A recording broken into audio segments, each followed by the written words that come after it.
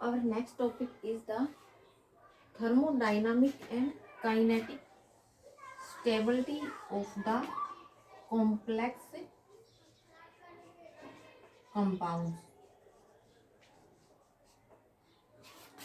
जिसमें पहली टर्म है थर्मोडाइनामिक स्टेबिलिटी और दूसरी टर्म है kinetic stability. Means simple way में हम स्टेबिलिटी मानते हैं कि कोई भी कंपाउंड जो है उसको हम स्टेबल कब कहेंगे, जब वो नेचर में एग्जिस्ट करेगा और उसको हम लॉन्ग टाइम तक स्टोर कर सकते हैं। The compound which exist in nature means nature में बन जाएगा and which can be store for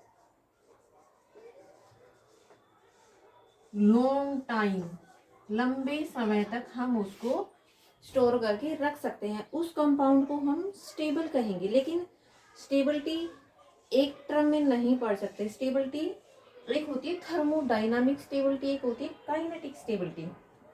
जो थर्मोडाइनामिक स्टेबिलिटी है वो है, उसके लिए डेफिनेशन है, it is the measure of extent to which a complex compound will form before the equilibrium। Means nature में वो कितनी अमाउंट में बनेगा, it is the measure of extent, ज्यादा बनेगा या कम बनेगा, उसको बोलेंगे हम थर्मोडाइनामिक स्टेबिलिटी। थर्मोडाइनामिक स्टेबिलिटी समझने के लिए हम तीन टर्म स्टडी करते हैं। एक है स्टेबिलिटी कांस्टेंट, एक है bond energy, bond between the metal and legend, कितना स्ट्रॉन्ग है कितना वीक है। अगर बॉन्ड स्ट्रॉन्ग होगा तो कॉम्प्लेक्स स्टेबल होगा। एक है इलेक्ट्रोड पोटेंशियल, एक दो टर्म और है delta H, enthalpy change,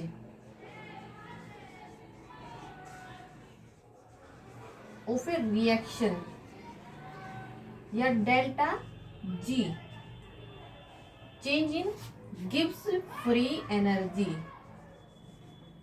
change in free energy.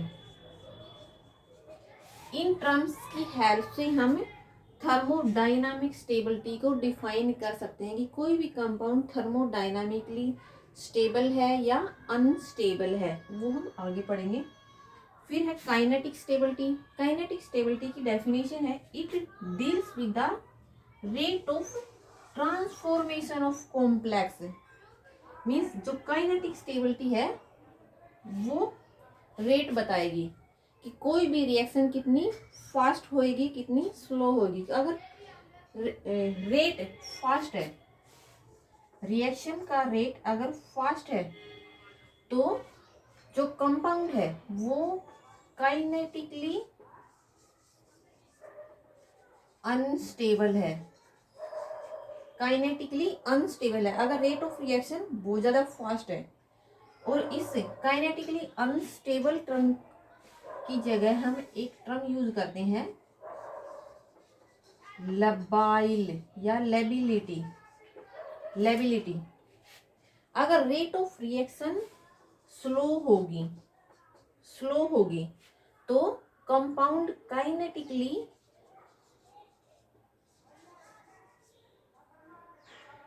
Stable होगा, काइनेटिकली स्टेबल। और जो कंपाउंड काइनेटिकली स्टेबल होगा उसके लिए हम एक टर्म यूज करते हैं इनर्टनेस, कि कंपाउंड इनर्ट है। अगर रेट ऑफ रिएक्शन स्लो है तो जो कंपाउंड है वो उसको हम इनर्ट बोलेंगे। अगर रेट ऑफ रिएक्शन फास्ट है उस कंपाउंड को हम लबाइल कॉम्प्लेक्स बोलेंगे, उस कंपाउंड को हम लबाइल कंपाउंड बोलेंगे। मीन्स थर्मोडाइनामिक स्टेबिलिटी तो हम सिंपली बोल देते हैं कि कंपाउंड थर्मोडाइनामिकली स्टेबल है या थर्मोडाइनामिकली अनस्टेबल है। लेकिन काइनेटिक टर्म में हम स्टेबल अनस्टेबल ना बोल के लेबिलिटी और इनर्टनेस टर्म यूज करते हैं। इनर्टनेस, ठीक है। अगर कोई भी रिएक्शन, सब्स्टिट्यूशन रिएक्शन है या आइसोमेरिज्म है, रेसिमाइजेशन, कोई भी रिएक्शन अगर फास्ट है तो उस कंपाउंड को हमें फास्ट के लिए लबाइल कंपाउंड बोलेंगे। कंपाउंड लबाइल है, अनस्टेबल है, काइनेटिकली अनस्टेबल है।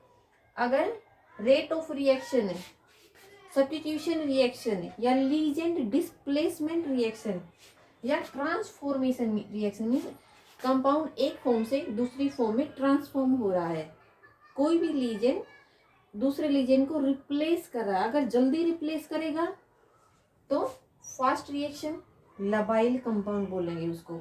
अगर rate of reaction within minute में हो जाती है, रेट ऑफ रिएक्शन अगर विद इन मिनट में हो जाएगी तो उस रिएक्शन को हम फास्ट रिएक्शन बोलते हैं,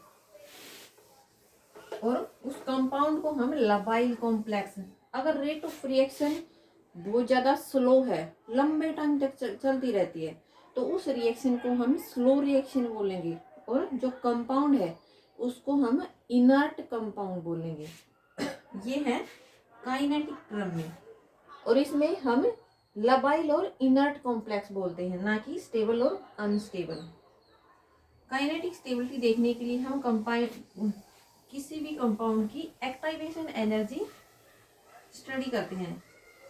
एक एनर्जी प्रोफाइल डायग्राम होता है,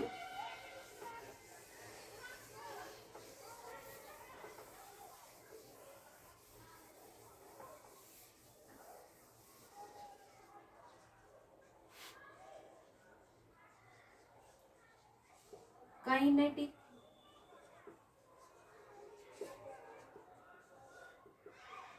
स्टेबिलिटी, इसके अंदर हम दो टर्म यूज करते हैं, एक है इनर्ट कंपाउंड और दूसरे होते हैं लबाइल कंपाउंड्स। लबाइल कंपाउंड्स जिनमें रेट ऑफ रिएक्शन फास्ट होती है, और लबाइल में, इनर्ट में रेट ऑफ रिएक्शन स्लो होगी, उन कंपाउंड को हम इनर्ट कंपाउंड बोलेंगे। Rate of reaction long time तक होती रहेगी। अगर rate of reaction within minute at standard condition का मतलब रूम टेम्परेचर पे और 1 एटमॉस्फेरिक प्रेशर पे कोई भी रिएक्शन अगर विद इन मिनट में हो जाए, या हमने दो रिएक्टेंट मिक्स करते ही रिएक्शन होगी, तो उस रिएक्शन को हम फास्ट रिएक्शन बोलेंगे। कि मिक्सिंग टाइम में ही रिएक्टेंट प्रोडक्ट में कन्वर्ट हो जाए तो वो फास्ट रिएक्शन होगी, और उस कंपाउंड को हमें लबाइल कंपाउंड बोलेंगे कि वो काइनेटिकली अनस्टेबल कंपाउंड है। अगर रेट ऑफ रिएक्शन लंबे टाइम तक होती रहेगी, एक एग्जांपल ले लेते हैं हम। एग्जांपल है, जैसे एक है निकल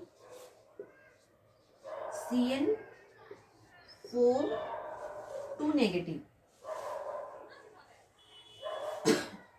एक है मैग्नीज CN6 3 नेगेटिव, और एक है क्रोमियम का कंपाउंड है CN6 3 negative.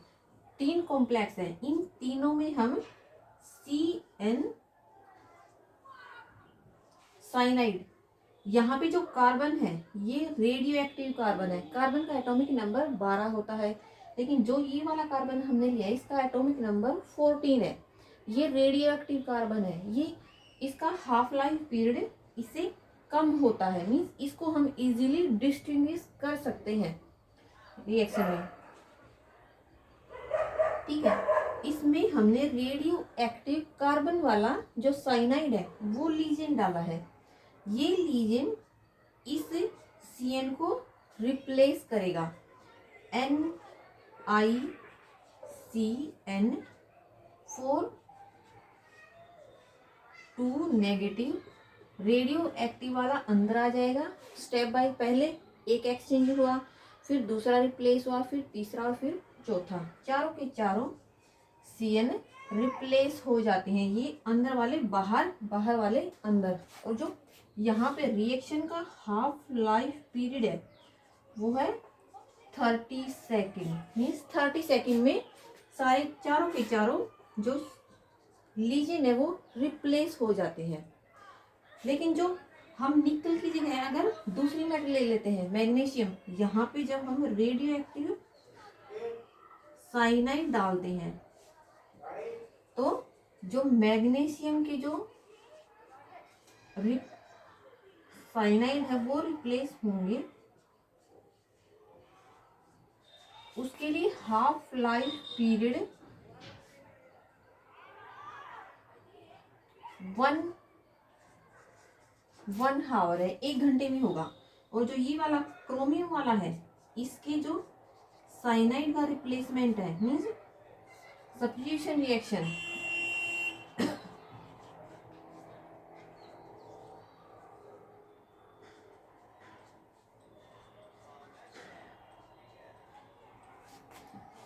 Half life period of the reactant है 24 days. Means rate of reaction सभी में, इसमें 30 सेकेंड में रेट ऑफ सारी रिएक्शन हो जाती है, इसमें 1 आवर लगता है, इसमें 24 डेज। मीन्स आधा रिएक्टेंट 24 दिन में खत्म हो जाता है, यहाँ पे आधा रिएक्टेंट 30 सेकेंड में। तो जो ये वाला कॉम्प्लेक्स है निकल वाला कॉम्प्लेक्स, लबाइल कॉम्प्लेक्स बोलेंगे इसको हम। लबाइल मीन्स ये वाला फटाफट रिएक्टेंट प्रोडक्ट में कन्वर्ट हो जाता है। ये वाला मॉडरेटली लबाइल मीन्स थोड़ा सा लबाइल है। और ये वाला इनर्ट कॉम्प्लेक्स है, ये वाला इनर्ट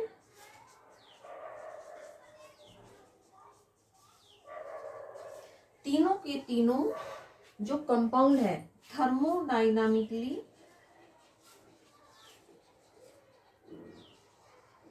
स्टेबल है।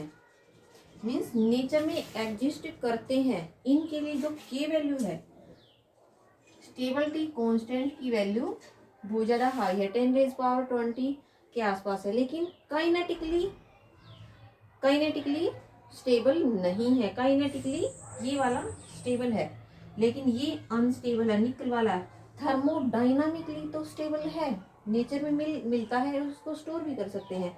लेकिन जब भी इसको दूसरा लीजिंग मिलता है ये इजीली रिप्लेसमेंट शो कर देता है। मीन्स काइनेटिकली अनस्टेबल है। मीन्स दोनों की दोनों स्टेबिलिटी एक दूसरे से रिलेटेड नहीं है। कोई भी कंपाउंड थर्मोडायनामिकली स्टेबल हो सकता है लेकिन काइनेटिकली अनस्टेबल भी हो सकता है।